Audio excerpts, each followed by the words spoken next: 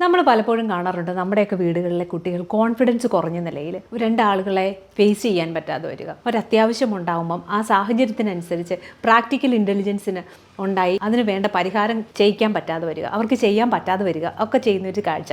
ഇതൊക്കെ കോൺഫിഡൻസ് കുറവ് കൊണ്ടാണ് ഉണ്ടാവുന്നത്. അപ്പം ഇവിടെ എപ്പോഴും നമ്മൾ കോൺഫിഡൻസ് കൂട്ടാൻ വേണ്ടി പല കാര്യങ്ങളും ചെയ്യും.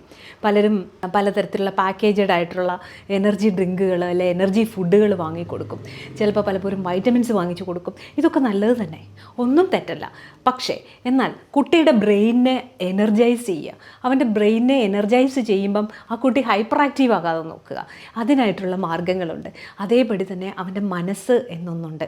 വലുതായിരിക്കുമ്പോൾ മാത്രമല്ല, നമ്മൾ മാതാപിതാക്കൾക്ക് മാത്രമല്ല, മുതിർന്നവർക്ക് മാത്രമല്ല മനസ്സുള്ളത്, ആ കുഞ്ഞിനും ഒരു മനസ്സുണ്ട്. അതിനെ കാമാക്കി അവനെ സ്വയം അംഗീകരിക്കാൻ പഠിപ്പിക്കുക. അതുപോലെ അവന് ജീവിതത്തിനും നിങ്ങളുടെ ജീവിതശൈലിയുമായിട്ടുള്ള ഒരു കൃത്യമായൊരു ലൈഫ് സ്റ്റൈല് പ്രിപ്പയർ ചെയ്ത് അതവനെ അക്സെപ്റ്റ് ചെയ്യാൻ, ഉൾക്കൊള്ളിക്കാൻ നമ്മൾക്ക് പറ്റുന്നതാണ്.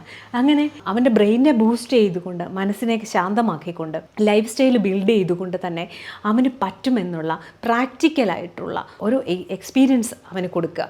ഉദാഹരണത്തിന് ഇപ്പോൾ രാത്രിയിൽ ഭയമാണ് അവിടെ എന്ന് പറയുന്ന ഒരു കുട്ടി, ആ കുട്ടിയുടെ കൈ പിടിച്ച് അല്ലെങ്കിൽ ഒരു വാഴച്ചപ്പ് കണ്ടു അവിടെ എന്തോ ഒന്ന് ഉണ്ട് എന്ന് പേടിച്ചു പോകുന്ന കുട്ടിയെ കൂടുതൽ പേടിപ്പിക്കാതെ കൈ പിടിച്ച് അവിടെ ചെന്ന് ആ ടോർച്ചൊന്ന് അടിച്ച് അവിടെ ഒന്നുമില്ല എന്നൊന്ന് കാണിച്ചു കൊടുക്കുക. രണ്ടാമതവൻ പേടിക്കുമ്പം അവനെ തനിയെ ടോർച്ചുമായി പോകാൻ അനുവദിക്കുക.